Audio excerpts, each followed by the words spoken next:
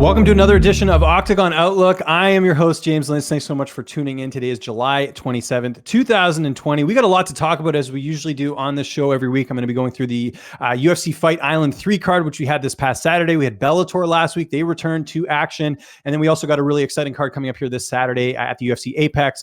Derek Brunson and Edmund Shahazyan in the main event for that one. And we'll cover some news topics as well. As always, follow me on Twitter and on Instagram at Lynch on Sports. And make sure you subscribe to the Line Movement YouTube channel. We're putting on new content every day, exclusive interviews, all that good stuff. So thanks so much for tuning in. Like I mentioned, let's start with last week on Saturday with the Robert Whittaker and Darren Till fight. It is Robert Whittaker bouncing back from his loss to Israel Adesanya, getting a decision over Darren Till. It wasn't easy, and if you saw the odds heading into the fight, it was a pretty even matchup, but Robert Whittaker pulls this one out. But this was one of those fights where even though Darren Till lost the fight, I thought his stock definitely went up in this one. He gave it to Whittaker. That first round, that elbow, got a little bit concerning for Whittaker in the early going. Can he take a shot? He clearly can. I mean, that was obvious from the opening bell where, he was able to persevere from that elbow and really take over in the second and third rounds in that fight. If you look at the significant strikes, Whittaker just a step ahead of Till, but Till had his moments in this one. I did question whether he could go the full 5 rounds. We've seen him go the full 5 rounds before, but to fight a guy like Whittaker, a former champion, I thought really raised his stock in this fight. And this really was the best case scenario for the UFC, in my opinion, because Darren Till is still a young enough guy where even a loss like this, it won't hurt him long-term in the middleweight division. Whereas Robert Whittaker, he's been in a lot of wars. He's the former champion. So him getting this win here, we'll see what the implications are. Does he fight the winner of Paulo Costa and Israel Adesanya, or does he fight someone like Jared Cannonier, who was supposed to fight earlier this year, but Cannonier bowing out due to a pectoral injury, I believe, as far as that fight not taking place and Darren Till getting the fight. But this really delivered as far as the main event went. And again, I think Darren Till, even though he lost this one, I thought his stock went up. I'm going to have a little bit more on this fight later. We've got some news that came out of this fight that we'll definitely get into a little bit later here. But as far as what's next, like I said, I think Whittaker, you could potentially give him the title shot next. I think this win is definitely worthy enough because Till beat Kelvin Gastelum before that. So that, as far as where Till is placed in the middle of the division, I think that's definitely a quality win there for Robert Whittaker. And for Darren Till, keep him in the middleweight division. A lot of fun matchups. Maybe you do him and Jack Hermanson. Maybe you do him and I don't know. I mean, there's just a lot of really good options there for Darren Till. He's going to main event wherever he is next. He's just such a big star for the UFC, and I thought he looked quite well even in defeat on Saturday night. Let's get to the co-main event. Split decision win this time for Mauricio Shogun, who will get the nod on Little Nog, Antonio Rogerio Noguera. Shogun coming in as the favorite, and he looked good, but wasn't an easy fight for him, even though he had the 2 wins over Little Nog prior to that. Little Nog definitely showed that age is not a factor. Here's a guy who's 44 years old and was able to go in there and land some good shots on Shogun. And this was a great fight just in terms of the nostalgia of it. 2 Pride veterans, 2 outstanding fighters going toe-to-toe and still throwing leather, but it is Shogun getting the win here. And this is the best case scenario for the UFC because I think you'll see Shogun take a few more fights and continue on in his career as long as he wants to. I mean, he's not young either, 39 years old, but Noguera announcing his retirement. I mean, he was a guy that was just sort of riddled by injuries throughout his career. Had some good wins, though. Let's not forget a couple of years ago, had that win over Rashad Evans. Certainly surprised a lot of people, I think, when he came over from Pride, but he decides to hang them up, and I think now is the right time. His twin brother, Big Nog, obviously retired a few years ago, so I think this is the right timing there for Little Nog to announce his retirement. And for Shogun, we'll see what's next, but there's a lot of up-and-comers in that division. I think Shogun, even though he got the win here, not super impressive, but you give him those up-and-comers and see sort of where he fits in that division, but a good win there for Mauricio Shogun. How about this next fight? Heavyweight division, Fabricio Werdum, big underdog against Alexander Gustafsson, making his return to the cage. Gustafsson, that is. He, of course, retired, and then he decided to come back and fight in a different weight class. And it's Werdum getting the first-round armbar. You can't mess around with Fabricio Werdum on the ground. Gustafsson learned that the hard way. Gustafsson actually I thought looked pretty good in the early going, but once it got to the ground, he ran into a lot of trouble with Werdum. I mean, here's a guy with, all types of accolades in the jiu-jitsu world. He's a guy who submitted Fedor Emelianenko back in Strikeforce a few years ago. So for me, this just shows that Werdum is still a threat on the ground. And I'll be honest, me and a lot of other people, we underestimated Werdum in this fight. I thought Gustafsson was going to win this just based on how bad Werdum looked in that last fight. But that just goes to show that every fight is different and you can't put too much stock into it. So Werdum gets a submission win. But here's the interesting thing. Werdum's on the last fight of his UFC contract, so he can go and fight anywhere he wants. I think there's a lot of interest in seeing him rematch Fedor Emelianenko. You could do that under the Bellator banner or Ryzen or wherever. I mean, it doesn't matter, but that's a big win there for Werdum, getting back in the win column. He had a lot of issues with, getting to fight with his whole case with USADA. His age, obviously, he's up there in his 40s, so that's one of those things to consider as well. Where does he go from here? I don't think he's a fit in the UFC's heavyweight division, but I do see him as a fit if he wants to go sign elsewhere. So keep that in mind, too. And for Gustafsson, this is just another disappointment in his career. A big opportunity here, because had Gustafsson won, I mean, especially over a former champion, a fight that I think he had the opportunity to win, they could have easily sold him as a contender in that heavyweight division, just saying, hey, look, he beat a former champion. But unfortunately, this is another list of Gustafsson's shortcomings in his career. He's had a couple in there, obviously with John Jones and Rumble Johnson, but this is another setback. I think he'll stick around a little bit longer, but not a good performance from him. And if he, we'll see where he goes from here after losing like this. But I think they'll probably try and get him in there right away and see really what he's made of at heavyweight. But if he can't, get out of the first round with a Fabricio Werdum and all that, then I don't know what his ceiling is in that division. How about, speaking of surprises, how about Carla Esparza pulling off the split decision win over Marina Rodriguez? This was a split, but I did think this was the right call. Esparza always can go to a wrestling, and that was evident in the fight. Did take some damage, some clear hematoma, shades of that Ioane and Jacek fight against Weili Zhang. Post-fight with Carla Esparza looking, a little rough. After that one, took some heavy shots, but Marina Rodriguez unable to finish the fight. The thing I didn't like about Esparza in this fight is that she kept trying to go for submissions that just weren't there. I think she wasted a lot of energy. This could have been a more decisive win for her if she chose not to go that route, but going back to her wrestling, I thought paid off for her, and she gets the win here. And what do you do with her? I mean, she wasn't, screaming to get a title shot next. I think she knows that, she got by in this fight. She clearly looked good, but she's not putting on the type of performances that makes people think she could, defeat like a Zhang Weili or someone of that caliber. So, nice 4-fight winning streak. She wants Claudia Gadelha next. That rematch, I think that makes a lot of sense at this point. We'll see what they decide to do, but big win there for Carla Esparza. And for Marina Rodriguez, first loss in her career. It was close, but ultimately not enough. I think they, put her back in the drawing board and see where she can go from here, but still an exciting prospect in the strawweight division. We also had on the main card, Paul Craig getting a submission victory over Ante Gulov. I mean, this is Paul Craig to a T. I think if you looked at this fight on paper, I think even last week I talked about this. Paul Craig's probably going to win by submission or he's going to lose a decision. Well, he won by submission. It was funny because Ante Gulov was the one who actually went for the takedown. And it's like, you can't do that against Paul Craig. This guy's so dangerous on the ground. Gets a triangle submission win in the very first round. Looked really good here. I think this guy's got some of the best jiu-jitsu at 205 pounds, and he's going to be a really interesting matchup for a lot of fighters in that division right now. I know he said he wanted the winner of, I think, Ryan Spann and Johnny Walker. Personally, I think he's a little bit ahead of that, but we'll see what they decide to do next. Big win for him, for Ante Gulov. It's just back to the drawing board. Another setback for him in the light heavyweight division. And of course, rounding at the main card, we have Alex Oliveira getting a decision win, getting back in the win column here, getting that win over Peter Sabata. Just a solid performance from Oliveira, just one step ahead. A lot of damage on Sabata's face. Sabata had a big layoff coming into this fight. I don't know if that played an impact, but I just really think in general, Cowboy Oliveira is still not a serious threat, but a guy that will still make it tough for you in the welterweight division. That's back-to-back wins now after losing 3 straight. Oliveira, a lot of options for him going forward at welterweight. Maybe you do him and Rocco Martin. I'm not sure, but either way, a really good performance there from Oliveira and Sabata. That's now 2 losses in a row. Only one fight since his last fight before that, which was March of 2018. So big setback for him as far as that goes. And he's at 33 years old. I really don't know where he goes from here, but curious to hear your guys' thoughts on who should fight next for him in the comments after we're done doing this live stream. And then on the, obviously, rounding up the main card, I should say, I did forget they had a longer main card for this one. Chimaev, huge win over Rhys McKee, getting the first round TKO victory. I mean, this was the biggest favorite on the card. I think people are overhyping this fight a little bit too much. I was a fan of Chimaev. I still am a fan of Chimaev. He's looked dominant in the 2 UFC outings. There's a lot of similarities between him and Khabib Nurmagomedov with, the way he speaks, the way he looks, the way he sort of dominates his opponents. But I think we got to slow the brakes down a little bit. Here's a guy that he fought a guy who's basically a lightweight in Rhys McKee, and who was making his debut. So I don't think we can take too much away from that. His UFC debut, of course, was against John Phillips at middleweight, another sort of easier opponent. Let's see how he's matched up against some of these upper echelon type of welterweights, whether it's, I know he's booked up for a fight, but like a Neil Magny, like someone that's sort of been in the division for a bit that could give him an interesting test. I think that's what's next for him. I did mention Alex Oliveira and Rocco Martin. Rocco Martin and Chimaev would also be a great fight as well, too, just to see where he's at. I'm not discrediting the skill set of Chimaev. He's looked great great so far. He's, if we're scoring this as like a school paper, he's got an A+ for me. But I'm just talking about the fact that we do tend to overhype guys that are fighting lesser competition. Do we need to go back and look at Johnny Walker's UFC run that he had last year, where he's, knocking out guys like Justin Ledet and Misha Serkinov, but then when he fights a Corey Anderson, he looks out of his element. And I think we, potentially could see that here with Chimaev. So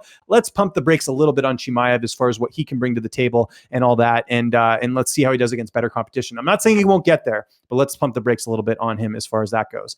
All right, let's go through the prelims a little bit here. A lot to talk about. Trinaldo getting that win over Jai Herbert. Late stoppage. I mean, we don't need to go into it. We'll talk a bit about Herb Dean and his performance in the cage on Saturday as far as his reffing goes. But big win there for Trinaldo, who I thought was actually losing this fight. Herbert going out there and getting the win.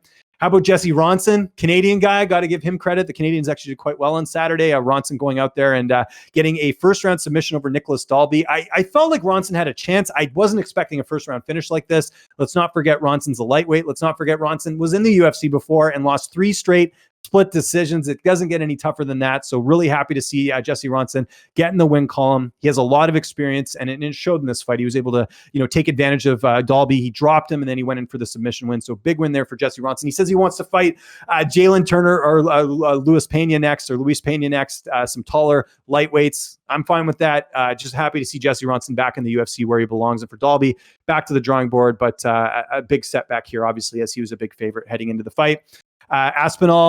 Tom Aspinall, really great win. 45 seconds was all he needed over Jake Collier to get the finish there. He's going to be an interesting prospect at heavyweight. I don't know if he's getting the accolades. Like a lot of people are giving him accolades, but one fight kind of tailor-made for him. Fought a guy in Collier who hadn't fought in a while. Let's pump the brakes on him a little bit too, but exciting to have some prospects in the heavyweight division where like even a year ago, there was like maybe 1 prospect or 2 prospects in the heavyweight division. Now we've got a couple. So he's an exciting guy to watch. Avaliev getting the decision win over Mike Grundy. No surprises there. Avaliev, serious threat here at 145 now, 13-0 record. Looked really good there. How about Tanner Boser? Okay, this guy, someone was asking me this the other day. I mean, Tanner Boser's got to be the most popular Canadian fighter in the UFC right now. Not aside from the fact he's coming off back-to-back stoppage wins now, but the fact that he's a great interview. He's got the mullet. He's got the personality. This guy is someone they got to be building cards, or maybe not building cards around, but someone they got to keep booking because there is a lot of interest from the fans heading into this one. Really great performance. His striking looks on point. I think his conditioning, with the fact he's shed some pounds and really focused on that, I think it's helping him big time in these fights because his movement looks great. He's able to get in on the inside and knock guys like Pessoa out as far as that goes. So really good performance there for Tanner Boser. He wants Mo Green next. Rankings wise, I think he's a little bit ahead of Mo Green, but you know what? If he wants to keep active, all the power to him as far as that goes. And let's not forget either that Boser literally won his last fight by knockout, had to go into quarantine, couldn't really do much training because he had to stay indoors coming back to Canada. And then he gets this fight and he goes out there and wins. So just an incredible year for Tanner Boser. Signed a new contract heading into this fight. It definitely showed that the UFC made the right decision. So big ups to Tanner Boser. And of course, the last couple fights, Pannie Kianza getting a unanimous decision win over Betch Correia. Kianza looked great. Great performance here, taking on a former title challenger in Betch Correia. This was a good win for her, and I think she'll continue to move on. Betch Correia, obviously the age and the experience and all that has caught up to her to a certain degree. She looked slow. Kianza took advantage of that, really peppered her shots and put a lot of damage on Betch Correia. And one of the things I thought was kind of funny is they're reading the judges' scorecards, and Betch Correia always does this, even in a fight where she's getting like brutalized like this one. She's thinking she's winning, like she's sitting there waiting for the judges to say her name. It's like there's no way she won that fight. So props to Pannie Kianza, who continues her run in the UFC. Looked good in that one. And then the last 2 fights, obviously Ramzian Amiev getting the win over Stozy. Good performance from him at 170. He's another guy to keep an eye on with a 19-4 record. And opening the card, great bantamweight fight between the prospect Nathaniel Wood and John Castaneda. Castaneda was game in this fight. I told you guys, had a lot of good experience in the regional scene. He was definitely in this one at certain points, but Nathaniel Wood, they don't call him the prospect for nothing. Bouncing back from that loss to John Dodson, big win for him, and I expect big things for Nathaniel Wood going forward as they continue to push one of the hottest divisions in the UFC right now at 135. So really impressed by that. All right, let's go on to the Bellator card here quickly. We'll go through that, and then we got some news, and then we'll get into the card on Saturday. Let's talk about the main event, Bellator 242, which took place. This is Bellator's first card, by the way, since COVID-19. A pretty pretty good card top to bottom. The main event, you had Sergio Pettis getting a win over Ricky Bandejas. This was a big win for Sergio Pettis. As you guys know, I'm a big Ricky Bandejas fan. He's a guy that, has a nice knockout win over James Gallagher, has some other stoppage victories as well. But for Pettis to go out there and do what he did, I thought he looked great. I was a little worried about the size with Pettis fighting at 135 because he is really a flyweight. I mean, that's where his really solid wins have come from. But this is a good win for him. And now it sets up a really interesting, matchup going forward, because it looks like Patchy Mix will fight Juan Archuleta for like a vacant title. Of course, Horiguchi was the champ. He's been out now, so they vacated the title. So it looks like Archuleta and Mix will fight for that, and then Pettis will fight the winner. I think that makes a lot of sense. And for Bandejas, you know what? Let's do that James Gallagher rematch. I do want to see that. I don't know what the situation is as far as, Americans fighting international fighters, but that to me makes a lot of sense as far as what's next for Bandejas. But if not, bantamweight's becoming real exciting in Bellator, and this showed this on Friday night for Bellator. In the co-main event, we had Jason Jackson continuing his nice winning streak, getting a win over a Canadian and Jordan Mean in Mean's Bellator debut. I've said this before. Mean is one of those guys who unfortunately has just been fighting for so long that he just doesn't, there's nothing about his game that really makes you think that he's going to turn a corner or is going to show you something different. He fought a guy in Jason Jackson who's going in the opposite direction. I think Jackson, one of the most underrated welterweights in the sport right now. Great win for him. Great win for him to continue his run. And I think we should be talking soon about a Jason Jackson title shot against Douglas Lima. I don't know what's happening with Lima and Gegard Mousasi at middleweight, but I would love to see Jason Jackson fight for a title soon. 12-4 overall, solid win for the Sanford MMA product. Kind of a bad decision in this one. I thought clearly Taiwan Claxton won that fight against JJ Wilson. Wilson, nonetheless, undefeated 6-0, so big win for him there. But I'd like to see them run that back or figure out something, because I thought Claxton clearly won that fight. Aaron Pico getting a quick submission win, not knockout win, over Solo Hatley Jr. Pico's one of those guys. It's still a lot of question marks. Obviously he can beat the guys he's supposed to beat impressively, but when he gets that step up, we've seen what happens. Ask Henry Corrales, ask Adam Borax. It seems like when he gets that step up, he is still susceptible to getting knocked out. But good win for him. But you still got to be careful with Pico. He's now 6-3 in his career. Obviously, they want to continue to give him opponents like this and get his confidence back, and hopefully he can evolve a little bit. But I think Pico being at Jackson Wink now, huge move for him, and I think he's going to continue to get better. So big win there. And then the prelims, nothing really stood out to me, in my opinion, other than Rafion Stotts. This is a guy that's at Rufus Sport, one of the top bantamweights out there. I have no idea why the UFC passed on this guy. He was about to get signed to the UFC when he fought, get this, Merab Dvalishvili in CFFC, and got finished in the first round. It was like one of those fights that just 9 times out of 10, if they fought, that wouldn't be the result. So Stotts loses. He ends up having to fight some more in LFA and some other promotions. And then Bellator takes a chance on him, and he's looked great. He got a nice win over Cass Bell. Cass Bell was 4-1 or 4-0, heading into 5-0 heading into the fight. And Stotts went there and finished him. Stotts is now 14-1 overall. He's another guy you got to add in that mix. Maybe you could do Stotts and Bandejas. I don't know. Even though Bandejas is coming off a loss, that's another interesting matchup you could do. But bantamweight, credit to Bellator. After a couple of years ago, when you had, Eduardo Dantas as the champ and not a lot going on with him and sort of, Joe Warren, they've really done a good job now of, building up new guys and having a lot of excitement in that division. So really impressed with Rafion Stotts, and I think we're going to continue to see him rise up and be one of the stars for Bellator going forward. Let's now get to the news. We're going to be breaking this up in between previewing and recapping cards. So I did talk a little bit about the Robert Whittaker and Darren Till card. And unfortunately, I'm seeing a lot of people talking about this fight as a robbery. And I thought we learned this lesson a few weeks ago with Max Holloway and Alexander Volkanovski, but apparently not. I still see people using the R word, the robbery word, when it comes to this fight. And I just want to go over this again, that if you have a fighter that had a fight that didn't go your way and the opponent ended up winning a couple rounds decisively, I don't think there's any reason to call this fight a robbery. A robbery to me is a fight where the opponent did not win a single round. That did not happen on Saturday. We had what I would like to call a close fight. Remember those? Those are fights where it could, the rounds are close, but clearly someone won the round. It wasn't a round where you could say, oh, that person lost every single round there. So everyone's saying, not everyone, but there are people out there who feel that Darren Till was robbed. I am not one of them. I think I share the same sentiment with a lot of people that Robert Whittaker clearly won that fight. Till started strong. I give him the first round. No debate there about that first round. Darren Till dropped Robert Whittaker. He absolutely deserves to get the nod as far as that goes. But Whittaker's striking in the next couple rounds after that looked great. I thought he outpointed Darren Till. If you go look at the significant strikes, he did enough to get the rounds over Till. You could give Till one of those later rounds, whether it was fourth or fifth. Till didn't take the pedal off the gas, so to speak. But this idea that the fight's a robbery, can't we just watch a fight and not be a robbery? Like, can't we just call it a close fight? I just wish people would look at it that way. And I get it, because Till's a fan favorite. People like him. People wanted to see him win this fight so he could fight the winner of Adesanya and Costa, but that did not happen. And Till's got lots of time to figure things out in the middleweight division. I think he's in the right weight class. He's not cutting a lot of weight now.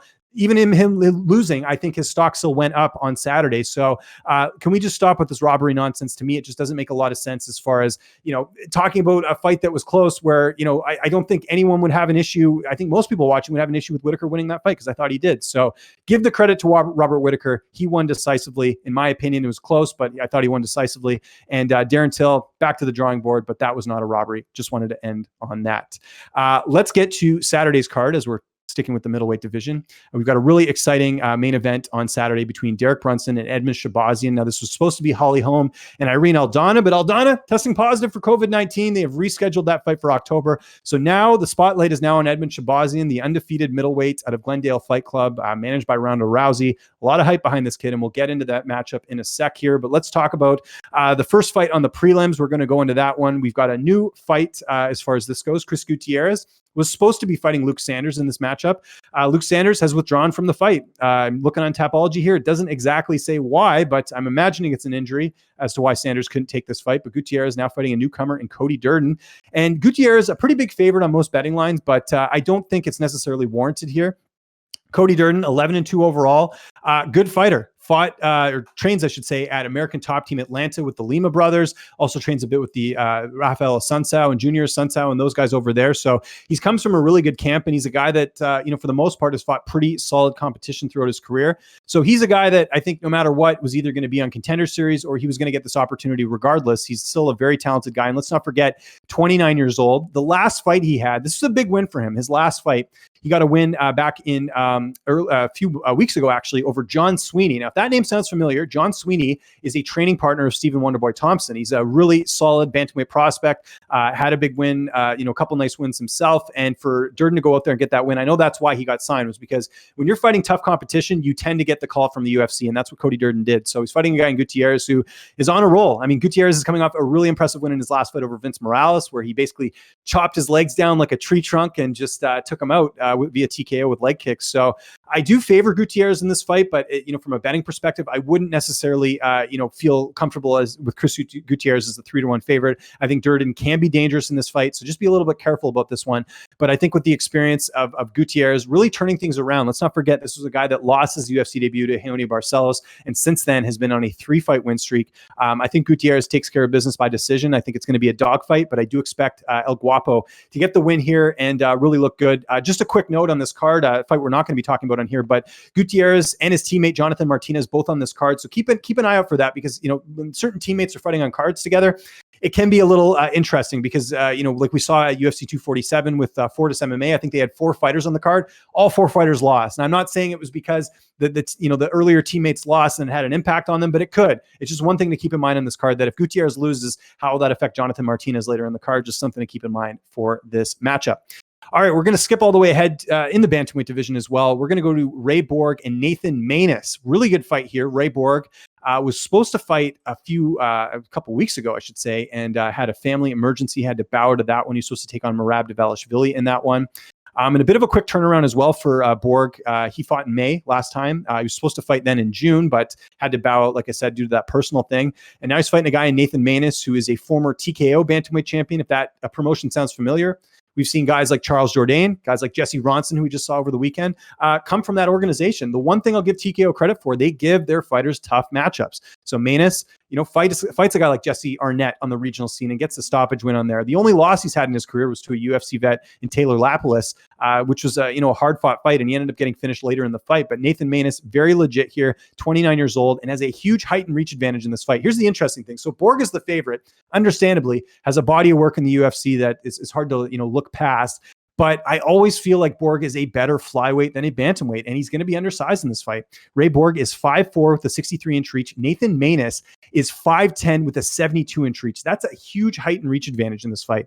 And for that reason, I think Manus is going to pull the upset off in this fight. While he doesn't have the accolades that Borg does, having, some notable opponents in like Demetrius Johnson and, fighting Yusir Formiga or Louis Smolka, he does have, like I said, some pretty decent competition himself as far as guys that he fought in the regional scene. There was another guy who fought, Ko Machado, had an 11-4 record. He got a decision win in that one.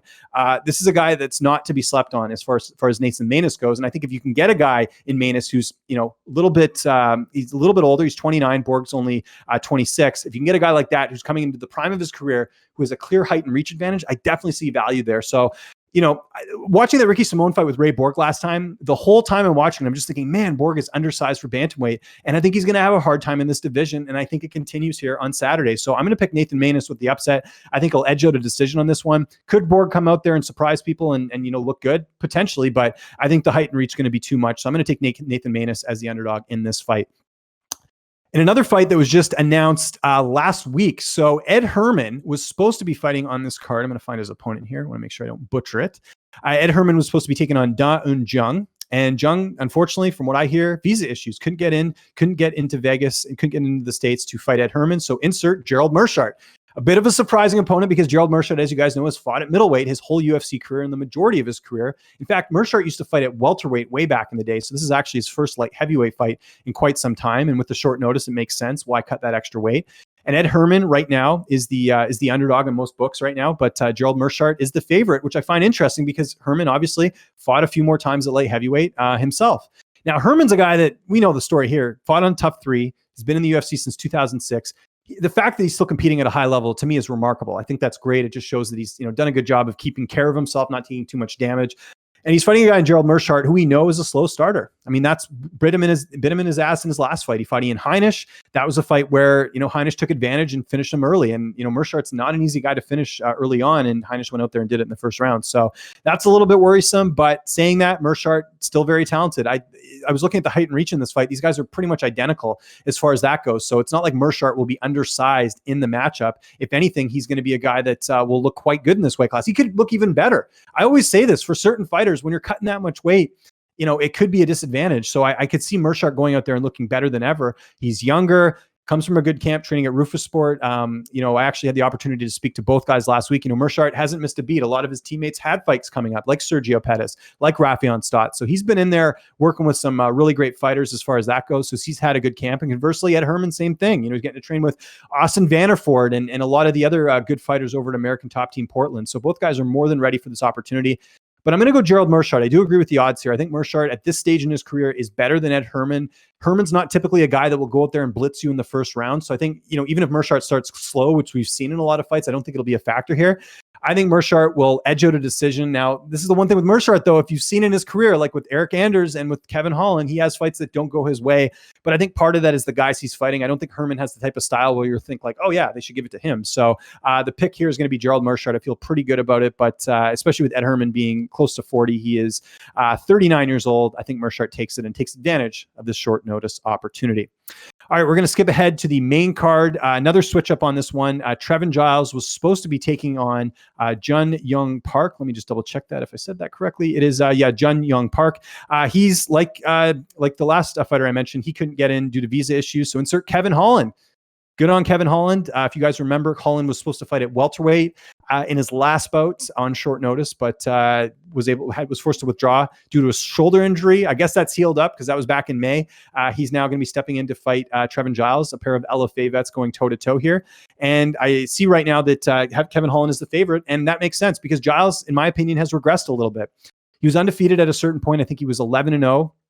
And then he lost, 2 straight fights. And his last fight, I don't think he won. And that was against James Krause, who's a welterweight. I mean, I know there was a lot that went into that with, Krause taking the fight on 24 hours notice. So that's not, a lot of people think that's not fair to the person coming into that situation. But I think in Giles's case, I mean, to have to fight someone completely different in 24 hours notice, that's got to be tough. So I don't think Giles won that fight. So realistically, he could be on a 3-fight losing streak. Whereas Holland, he bounced back after losing to Brendan Allen, getting a quick win over Anthony Hernandez in his last fight. So we've seen before that Holland can, really show up on short notice. We've seen that a couple times. So, and add in the fact that Giles is a police officer. I spoke to him recently. He told me there was a period of a couple months where he wasn't training. And that's because of, obviously the protesting and everything that's going on with his job. He just didn't have time to do that. He had to keep the focus on his day job with COVID-19, with everything else that's going on. So that's a bit concerning. Whereas I know Holland's always in there. His only job is to fight. So I think that's an advantage for Kevin Holland in the fight. Also, the fact that I think Giles does have some weaknesses on the ground, and Holland's been able to exploit that. Let's not forget, too, that loss that Kevin Holland had to Brendan Allen. That was a fight that he was winning the first round. So, keep that in mind too, that he's looked pretty good for the most part in the UFC as far as that goes. So I'm going to pick Kevin Holland here. I think that, just with the fact that he's coming off a nice win, the fact that the pressure's not really on him here, whereas the pressure is on Giles, even though he came off a win, that's, 2 out of his last 3 that he lost. I think Holland really has nothing to lose here. Even if he loses this fight, people like watching him fight. The UFC is obviously giving him this opportunity. I think that's a dangerous precedent for Trevin Giles. So I'm going to pick Kevin Holland here to get the job done by decision in a pretty entertaining fight to open up the main card. Let's move along to the lightweight division. Another fight that was announced at the last minute. We've got Bobby Green rematching Lando Vannata. Bobby Green fighting a couple weeks ago against Clay Guida, getting that win and snapping his 3-fight losing streak. Or 2-fight losing streak, I should say. And Lando Vannata hasn't fought since his win over Yancy Medeiros earlier this year in February. Right now, the odds makers have, where are we here? Bobby Green as a slight underdog, Lando Vannata as the favorite. That's kind of where I'm going on this one. If you guys remember the first fight, Vannata drew to a majority draw against Bobby Green in that fight. That was back at UFC 216 back in October of 2017. Since then, it's kind of been a rough going for both fighters. Vannata lost to Drakkar Klose after that. He had another draw against Matt Frevola. Had the win over Marcos Mariano, who's Anderson Silva's buddy, who had like 10 fights. It was kind of an easy fight for him. Lost to Mark Diakiese and then won over Yancy Medeiros in his last fight. So, Vannata looking for back-to-back wins for the first time since 2016.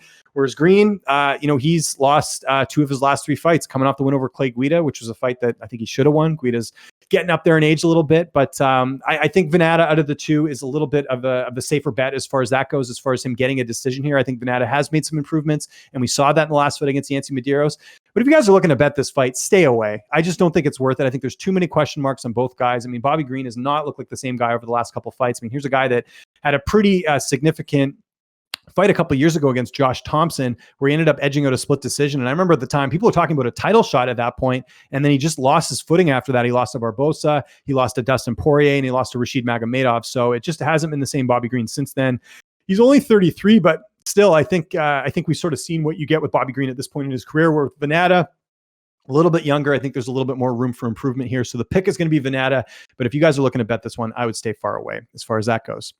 Let's go up to the welterweight division now. Really exciting fight here between Vicente Luque and Randy Brown. Vicente Luque, a slight favorite on most books here with good reason. I mean, I'm actually surprised they rebooked this fight.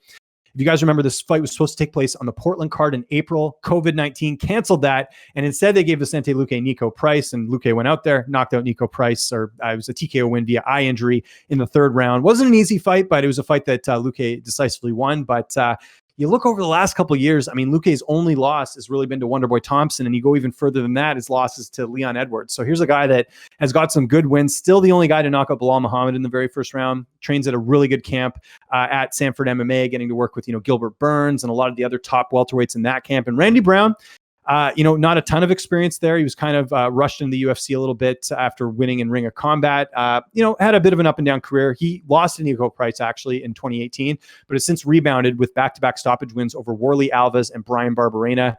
As far as the height and reach goes, Vicente Luque 5'11" with a 76-inch reach. Randy Brown is 6'3" with a 78-inch reach. So Brown will have a height and reach advantage in this fight, but we've seen with Luque before, he does a good job of getting in on the inside. Now, one thing I do want to mention about this is that we've heard about all the COVID-19 cases, right? And Gilbert Burns did test positive for COVID-19. Well, who's one of Gilbert Burns' main training partners? Vicente Luque.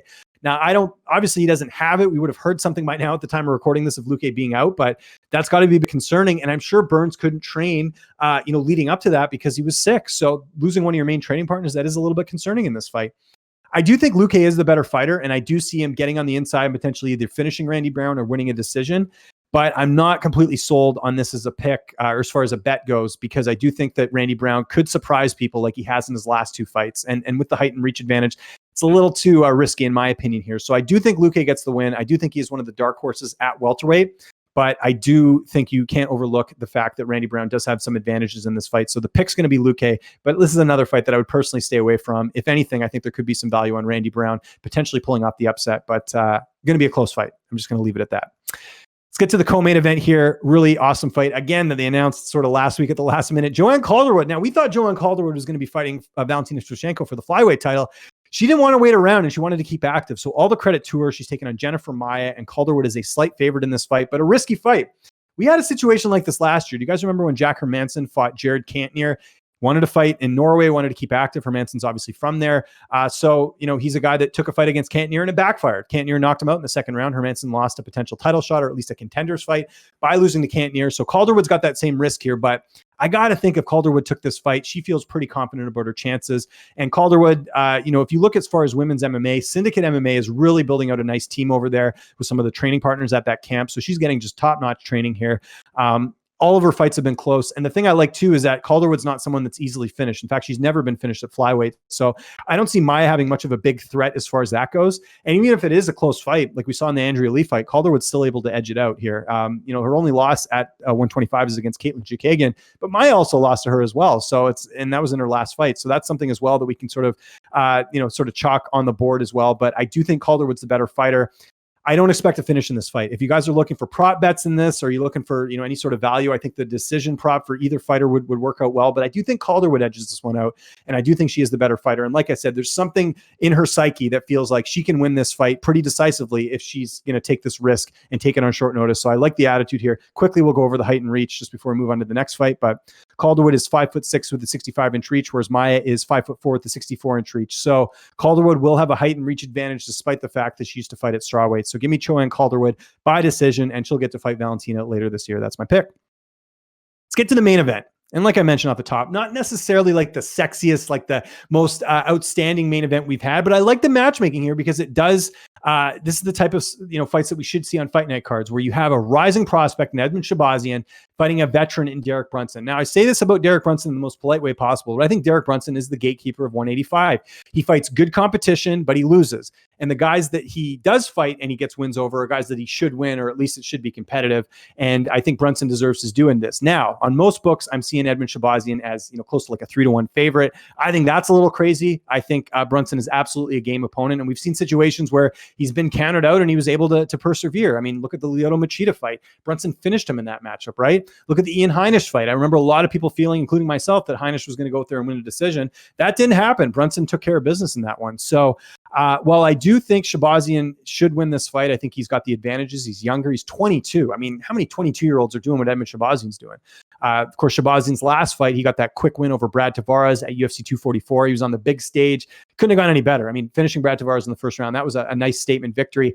And isn't it interesting, too, that the UFC did the same sort of career trajectory as Israel Adesanya that they're doing with Shahbazyan? If you remember, Adesanya fought Brad Tavares, 5-round fight. Well, who did they give him after? Derek Brunson. That's what they're doing here with Shahbazyan. And the fact that they didn't opt to, bring someone else in as a new main event, or, they made this fight as the main event, tells me that the UFC is pretty high in Edmund Shahbazyan. And I think it's a great spotlight for him to either sink or swim, because let's be honest here, if Shahbazyan goes out there and gets a first round finish, we're going to start talking about Edmund Shahbazyan as a title contender, or as a contender just period, because you can't deny what he's done. 11 straight wins, a lot of finishes in there, and finishes over really good guys. I mean, he's had one decision in the UFC, a split against Darren Stewart, against a guy in Darren Stewart who's extremely talented. So we got to keep that in mind as well, as far as what Shahbazyan has done too.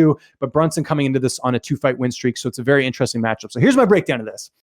I think Shahbazyan most likely finishes this fight. It's only 3 rounds, but I see Shahbazyan, being a little bit quicker, taking advantage of his older opponent. Brunson's, I think, well, let me just look here instead of me just talking under my butt here. He is 36 years old, where Shahbazyan's 22. Huge differential in the age. And I think Shahbazyan, every fight, we're seeing something different. If you guys saw here on Line Movement, we interviewed Shahbazyan, or I interviewed Shahbazyan, last week or week before. He's ready to go. And one of the key things he said in that interview, and you guys can watch this after, it's on our playlist here, is that he said, you guys have not even seen what I'm capable of. I mean, just imagine how good Shahbazyan's looked, and we haven't even seen him at his full potential yet. That's a recipe for disaster for Derek Brunson. I see Shahbazyan going out there, getting the finish, and really making a statement and getting sort of those Yoel Romero's or Jack Hermanson or Jared Cantnier fights with a win here. So I expect Edmund Shahbazyan to go out there and get the finish. However, if you're betting this fight, I think it's a little too steep for me to bet that much on Edmund Shahbazyan. I'd either look for the inside the distance prop, or I'd even look at Brunson pulling off the upset, because this kind of reminds me a little bit of the Tisha Torres and Brianna Van Buren fight a few weeks ago, where Van Buren, not a lot of experience, fighting someone on a losing streak, and it's just the inexperience showed. So is Brunson the right opponent for Shahbazyan right now? Absolutely, but you can't ignore who Derek Brunson has lost to: Israel Adesanya, Jacare Souza, like the top of the food chain middleweights. So you can't ignore that looking into this fight. So the pick is going to be Edmund Shahazyan, but just be a little bit careful if you're going to be betting this one, because I think Derek Brunson does pose a lot of danger in the fight. So that's my preview for Saturday's card. Let's get on to the news. I was talking about this a little bit earlier in the show about the Robert Whittaker and Darren Till main event. And aside from the fact I don't think the fight was a robbery, a lot of the talk on Saturday night was also on the refereeing on that entire card. Of course, Herb Dean getting a lot of flack from Dan Hardy on some of the stoppages. I referenced it there, the Trinaldo and Herbert fight. That was a fight that was definitely stopped too late. And Herb Dean, to his credit, went out and explained himself. He went on Instagram and he said, look, this is why I did what I did on Saturday. I'm a referee. It's my job. So I don't have an issue with Herb, giving his side of the story or anything like that. I don't have an issue with that. I think he should be allowed to have his opinion. My issue is with Dan Hardy, and not that Dan Hardy shouldn't have an opinion on the matter. He absolutely should. He's a commentator. I like to see a little bit of opinion brought in. But my issue is Dan Hardy getting in Herb Dean's face. You saw the video that was posted there. That's unprofessional. I've worked in television long enough. You got to keep your cool no matter what it is, no matter what the situation here. And it's not Dan Hardy's job to come down on Herb Dean. That's the job of the commission. That's the job of the UFC. Well, in the case of Fight Island, the UFC oversees the commission. So it's on the UFC's job. If Dana White had an issue with it and got Herb Dean's face, that's absolutely fine. But Dan Hardy, you're a commentator. And I love that you're passionate about the sport. And I love that, you wanted to get your voice heard by going and talking to Herb Dean there, but I just don't think it was necessary. And I don't think it was professional as far as that goes. If you want to say something on the broadcast, that's fine. I know Herb Dean didn't like that. He said it was distracting. I don't have an issue with that as long as you're keeping it professional. And look, I'm not Bob Costas by any means as far as professionalism, but I would say that that's not really the right thing to do. It takes away from the fight itself. It took away from the card on Saturday. It took away from Robert Whittaker's amazing performance. It took away from a lot of the good things that happened on the card. Was this whole incident between Herb Dean and Dan Hardy. So my sort of, talking point here is I just don't think it's in the right of Dan Hardy to do that. If you want to give your opinion, that's fine, but don't get in his face. Don't say it super loud on the broadcast so Herb Dean's hearing you. It takes away from the fight. So that's my rant as far as Dan Hardy goes. I just think he needed to handle that situation a little bit better as far as, his opinions on Herb Dean. Now, was he right? I think he was right, but again, that's something where the UFC's got to step in. They're his bosses. They got to come in and say, look, Herb, you made a mistake. Hope it doesn't happen again. Let's talk about this. So that's my thoughts on the whole Dan Hardy thing. As we're wrapping things up here on the show, obviously subscribe to the Line Movement channel here. Definitely give us your guys' opinions, your feedback, what do you want to see more. We're kind of doing a hybrid show of, not only previewing and recapping cards, but also getting in some news. I like to get some opinions on here, and I love talking with you guys. That's sort of the big thing here. So, coming up this weekend, we obviously have the UFC card, like I mentioned, between Brunson and Shahazyan. Next week, we've got another UFC card. We've got the Bellator card. So things are really picking up here. So if there's specific things you guys want to talk about on this show, certain news topics, definitely hit me up on Twitter and on Instagram at Lynch on Sports. And I can't stress this enough. Subscribe to the Line Movement YouTube channel. All my best interviews you will see will be on here. Thanks so much for watching.